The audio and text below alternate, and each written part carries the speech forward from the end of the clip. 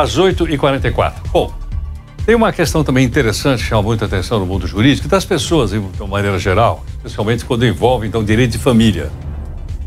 Que é o seguinte, se os pais, muitas vezes, não têm condições de manter os seus filhos, os avós podem ou não, devem ou não ser responsabilizados? É uma pergunta que nós temos aqui para fazer. E para responder, gentilmente, Dr. Leonardo Marcondes Madureira, especialista em direito de família, sucessões e mediação e resolução de conflitos. Doutor Leonardo, muito obrigado por atender aqui o Jornal Nova Brasil. Bom dia, Heródoto. É um prazer estar aqui com a audiência da Nova Brasil e, de fato, é uma pergunta muito importante porque a gente tem que pensar que o que não pode acontecer é uma criança, um adolescente, uma pessoa que ainda não é capaz de prover o próprio sustento, ficar sem suporte.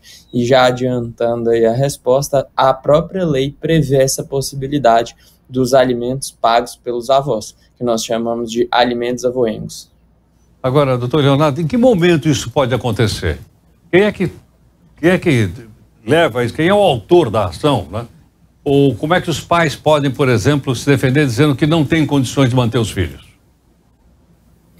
Aí nós vamos ter dois pontos muito interessantes, Heródoto. Bem, a criança e o adolescente, como eles ainda não têm a plena capacidade civil, eles precisam de ter um dos genitores ou um responsável legal pleiteando aquele direito, representando eles. Mas o autor da ação é a própria criança, o próprio adolescente, é justamente quem vai receber esses alimentos. É preciso ser feito, primeiro, um trabalho para buscar esses alimentos do pai.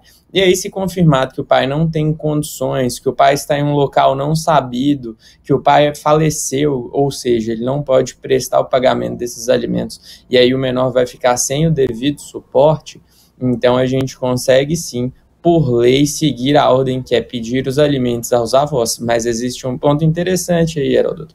Por exemplo, se for pedido os alimentos aos avós paternos, os avós paternos podem denunciar, ou seja, chamar ao processo os avós maternos, e eles dividirem essa responsabilidade entre avô e avó paterna e avô e avó materno. Então, isso faz com que seja dissolvida aí esse valor dos alimentos entre todos. Claro que os que estão vivos, né, os que estão presentes e têm condição de suportar determinado valor. Tudo isso é levado em consideração e por isso é tão importante se ter um especialista fazendo esse trabalho de levantamento de informações, de condição financeira, de comprovar a impossibilidade do pai de pagar, seja por qualquer uma dessas situações que eu falei aí no início dessa resposta, porque isso vai fazer toda a diferença, não só no valor que aquela criança vai receber, mas também na velocidade em que ela vai receber, porque quanto antes se comprova isso, quanto antes se convence o juiz da impossibilidade do pagamento do pai, mais rápido se pode passar essa responsabilidade aos avós e mais rápido a criança vai ter a prestação alimentícia para poder suportar suas despesas. Tem um lado interessante, quer dizer, os avós, então, que surgirem como réus, ou paternos ou maternos, pode chamar o outro lado também e dizer, não, pera um pouquinho, eu quero dividir, então, isso com os avós, os pais da mulher, os pais do marido, é isso? Exatamente, Heródoto. Quando a gente está falando de prestação alimentícia, vai seguir uma lógica semelhante aos pais. Quando você vai fazer a divisão dessas despesas que a criança ou adolescente tem entre os pais, você vai levar em consideração a necessidade de quem está recebendo os alimentos e a possibilidade de quem está pagando. Ou seja, se ali dentro da divisão pai e mãe, o pai ganha muito mais, ele vai ter de suportar um valor maior para manter a criança vivendo em um padrão de vida como se eles estivessem juntos. A mesma lógica vai seguir para a participação ativa dentro da vida do filho. Por quê? Porque você vai concordar comigo que se a responsabilidade de cuidar, levar na escola, levar na casa do amigo, levar no médico, fica sobre a responsabilidade de aquela pessoa que está fazendo esses sacrifícios, ela não vai ter tempo, muitas vezes, de se dedicar ao lado profissional, ao lado pessoal, porque ela está cumprindo com uma responsabilidade que deveria ser compartilhada com o outro. A mesma lógica vai seguir na situação dos avós. Você vai levar em consideração a participação ativa desses avós na vida da criança ou do adolescente e também a condição financeira de cada um. Não quer dizer que todos os 4 vão pagar o mesmo valor de alimentos ou o casal vai pagar o mesmo valor de alimentos. O que vai acontecer é que vai ser avaliado tanto pela condição que eles têm, mas também pela participação que eles têm na vida dos netos, o valor que deve ser pago de alimentos por cada um. Mas existe sim essa possibilidade de se chamar ao processo os outros avós, sem serem aqueles que foram acionados na justiça para poder pagar os alimentos em substituição ao pai ou à mãe que deveria estar pagando aqueles alimentos. Agora, doutor Leonardo, isso é motivo de muito desentendimento dentro da família ou não? Ah, sim, sem dúvidas. É um motivo forte, mas a gente tem que pensar, Heródoto, que o que a lei prevê é proteger. Por que existe esse interesse público quando você está tratando de uma questão familiar envolvendo uma criança?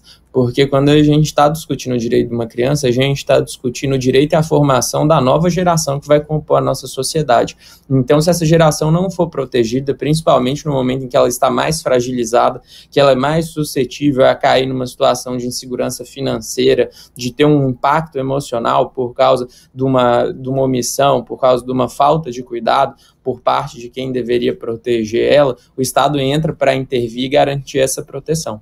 Então, é muito assertiva a lei quando ela prevê essa possibilidade de transferir essa responsabilidade, porque a pessoa quem está recebendo esses alimentos não pode suportar a irresponsabilidade de uma outra pessoa que tinha o dever legal e moral de poder prover aquilo para ela. Por isso que existe essa transferência da responsabilidade e a criança é protegida acima de tudo. É sempre pelo melhor interesse do menor. Então, por isso que isso é feito. Mas é claro que isso gera aí uma grande discussão interna dentro da família. Afinal de contas, como a gente falou aqui, a responsabilidade seria de outra pessoa. E muitas vezes essa pessoa não suporta essa responsabilidade, não por motivos de não poder pagar, mas simplesmente porque ela não quer pagar por outras questões pessoais, e isso acaba gerando um conflito interno.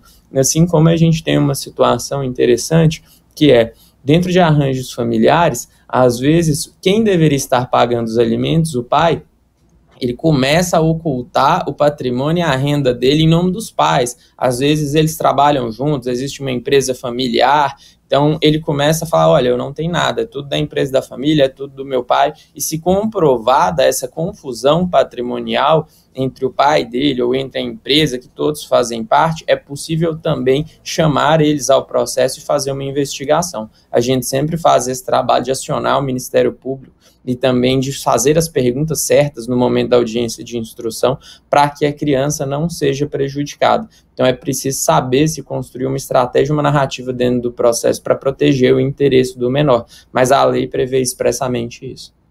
Perfeito. Claríssimo. Então, Leonardo, muito obrigado. Obrigado você, Heródoto. É um prazer estar aqui com a audiência da Nova Brasil e estar com você também. Obrigado pelo convite. Nós agradecemos ao doutor Leonardo Marcondes Madureira, especialista em direito de família. Avós, acabou de explicar aqui de uma maneira clara, avós podem ser responsáveis pelo pagamento de pensão alimentícia de tanto os avós paternos como o materno. E pode haver, explicou direitinho, então é uma coisa realmente interessante no que diz respeito à organização atual da família brasileira, às 8h53.